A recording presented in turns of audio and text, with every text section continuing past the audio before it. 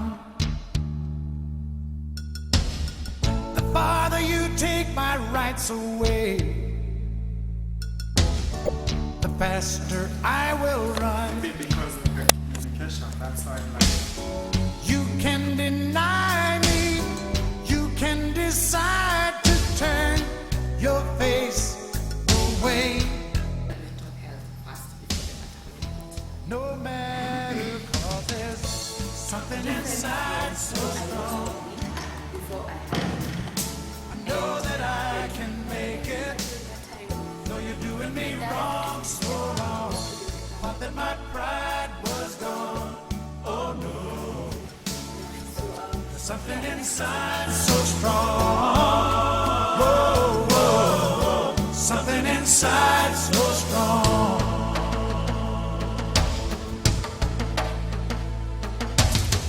The more you refuse to hear my voice, the louder I will sing. What you call coincidence, but it's really not coincidence, really. So by the time I was getting pregnant, because I'd begun doing therapy in uni at that point, when my mother began to do the whole, are you sure you want to keep this baby? I was very angry with my mom for the longest time.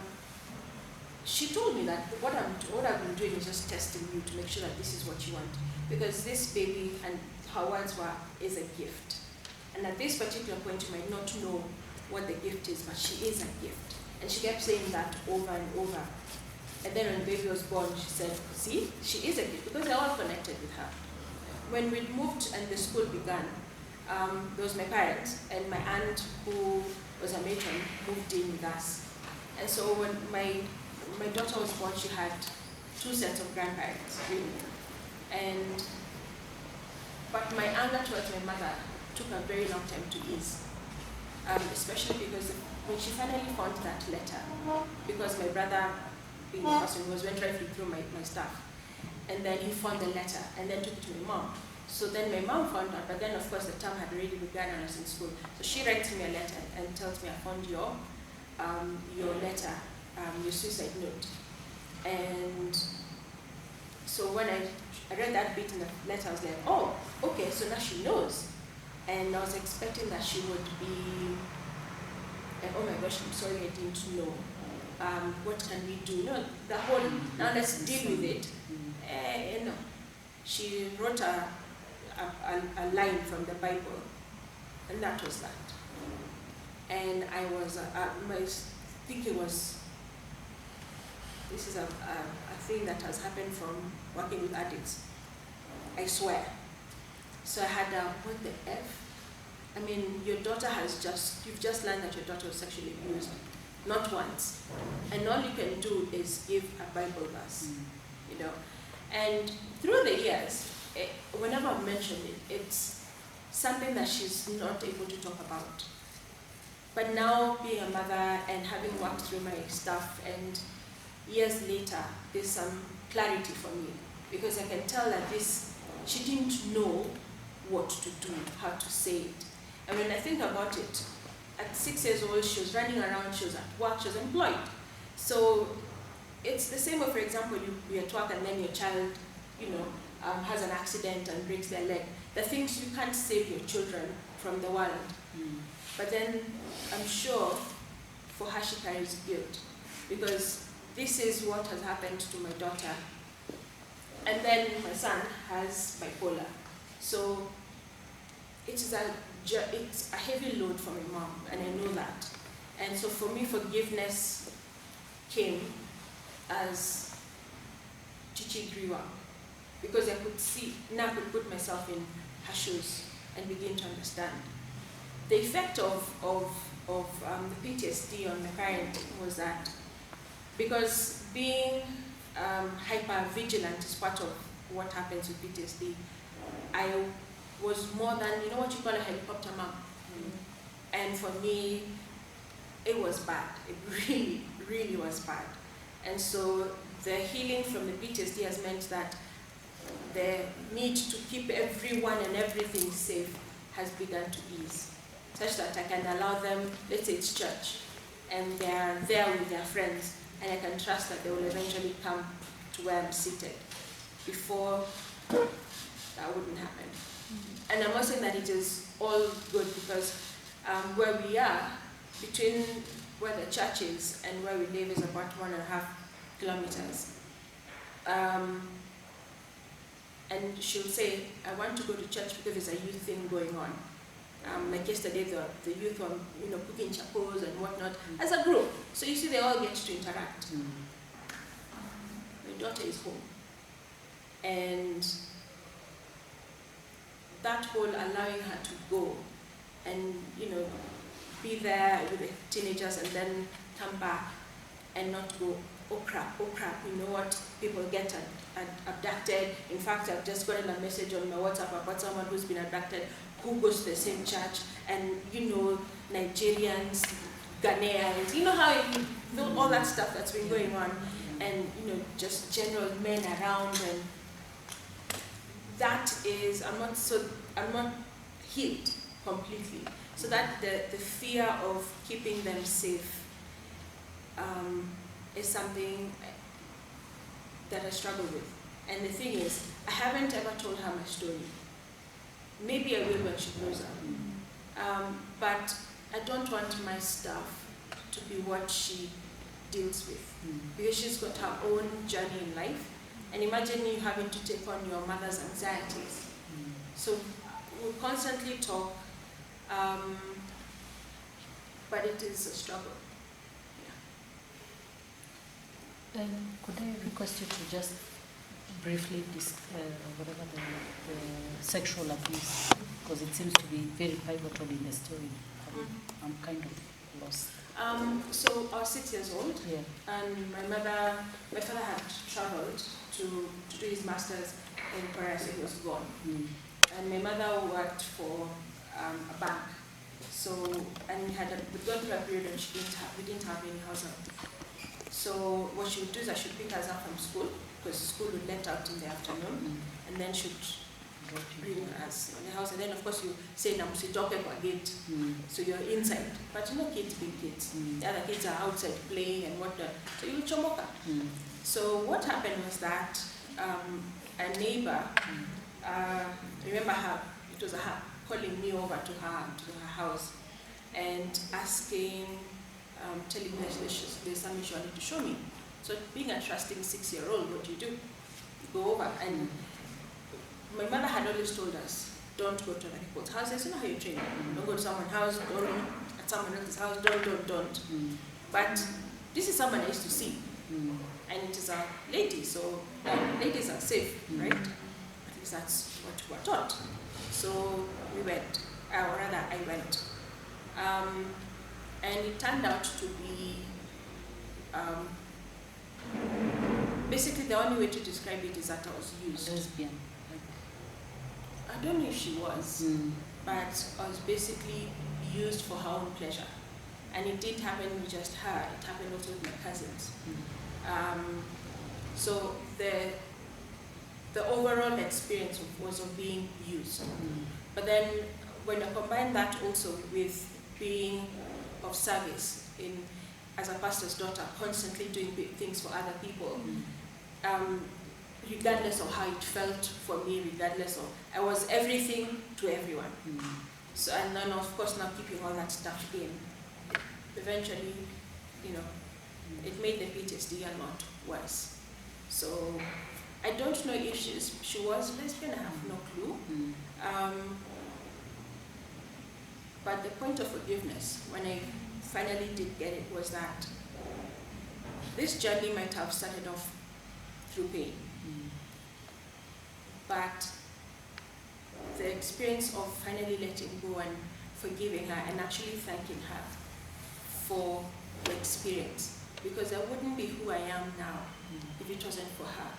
And my belief eventually is that life, whatever happens in our life doesn't happen to us, it happens for us. So, because everything that we experience through life is useful, and everyone is a gift. that's what helped me to get through the anxiety and the pain. That it might come out. You know how you say that every cloud has a silver lining? Yeah. So it became an exercise of looking for that silver lining. And yeah, that's how it worked out. Yeah. All right. Thanks for sharing. Yeah. As a fellow parent, what would you, since you've gone through childhood sexual abuse, what would you like teach me as made me hover on my children, my daughters, so much, but in a very sort of irrational way? So hearing from your parent how coping with those one skill to parent. The first thing is to know that predators are not found in the form of the living body. A predator is a predator. They may be a woman or they may be a man. And they're to be found everywhere, both in church and outside of church.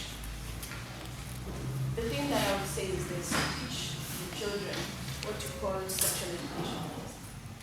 Because, see, the thing is, the child is born, right? And the first thing we ask is, what is your sex? What's the sex of the baby, right?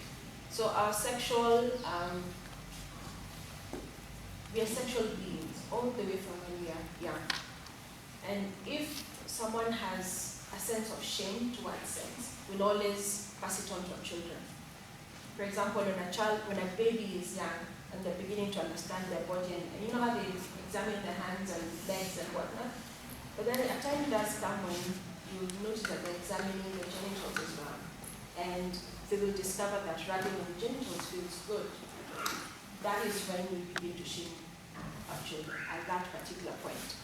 And because children are like sponges, they do absorb, they do understand eventually that rubbing on your genitals is shameful.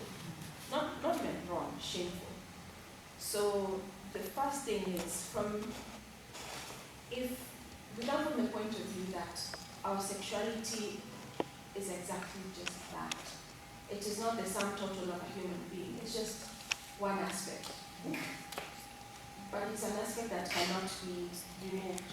Being female, for example, or being male, someone's sexuality is part of it. So if we come from a place of, rather than shame, but a place of celebration, because God did not make our bodies the way they are from a point of view of punishment or of shame. Whatever God has created is beautiful. So if you come from a place of that this is a celebration, then if what we are doing is celebrating our bodies and treating our bodies well and all that stuff, then what happens is that when you notice that let's say a baby is grabbing your genitals and whatnot, let go of that story. It's not a story, it's just a child discovering who they are. Age 1, age 2. At that point you can begin actually teaching the child the actual names of their physical body. It might sound as though they are big names, and it sounds odd to hear a 3-year-old saying, this is my breast, this is my vagina, it sounds really weird. But that's what they are. Okay? You see, the thing is, let's say we'll call it susu, like fufu. At what point do you change over from, that is my susu, to this is my vagina? You actually will have to do that. So the other thing is to know with what they're asking. If a child asks a question, it could be whatever age they are, or you are gotten from the hospital, that is odd. And then we met grown-ups who actually that's what they believe. They know the actual physical, this is how babies are born, but that's what they believe. But then they'll ask, for example, how did the baby come in there? And it is possible to explain to a child in child appropriate language. And what I've done when my girls will ask me a question and that I'm having trouble, actually answering it in an age-appropriate manner, I'll go online. Because I'm not the only one who's wondering how to explain this, and the other parents, and there's an age-appropriate way of explaining it without shaming. And then, as they grow, just constantly talking about it. And it's important to talk about who predators are in an age-appropriate manner. Because if they, for example, you know how let's say it's Christmas, and your daughter or son is about 5 years old or 6, and then uncles and aunties have shown up, and grandfathers and whatnot. And then you know how you'll introduce your child to someone, but you notice how they are not to keep a distance. It's important to trust their instincts. Because if you allow a child to be a child in a group of people, there are those people that they will gravitate towards, and it is okay. So if you insist that you must do it so and so, and then what normally happens, and so the first instinct when a child comes and says, I'm lost, would be that parent will be, how can we help you? The other thing is to teach the child all your names, all her names, all their, because when they're lost, and they'll come and say, Daddy anaitwaje? Daddy. Mom anaitwaje? Mom. They don't know the names. So teaching them their own full names from as early as you can, because that's what we did with my daughter. And teach them the names of relatives also. And then the other thing is to make them, like with my 14-year-old, my expectation at this point is that you know my phone number, my father's phone number by head, who else? Your grandmother's phone number, just the important people in your life. And the reason why I say this is that for months would come in school, when I was working as a principal, who don't know their parents' phone numbers. And these are for 1. This is a form 2, still doesn't know their parents' phone numbers. A form 3, even a form 4. So if something happens to this person, and we as a school are not there, how do they get rescued? We have people in high school who don't know how to get home. So grooming behavior, talk about sex. Every single year as they grow, keep talking about it. Because sex has nothing to do with the physical act of it. So with my 14-year-old, there's conversations now that we're doing about drugs. So we're talking about the hypno and what that feels like. We're talking about the new, and I forget the name of it, but it's the one that has you, that is being used now, that has you are aware, you look awake, but you're at the mercy of the person. That's when they go in, they make you withdraw everything from your bank, they steal stuff from your house. So that's another way. So having those conversations about drugs, and even about drugs, the conversations are, drugs are just that, medication that people use to deal with situations. So if someone is using marijuana, because marijuana is used for cancer treatment, as is right now. So the question would be, why is this person using this drug? It must be for a reason. Because what happens is that, you see how teenagers would go out and have that party? They would go, they would go, and you know how guys would plan that after school, you're going to go for the meal, for the parties. I'm looking at you because you're the only, and him, you're the only Jamals around.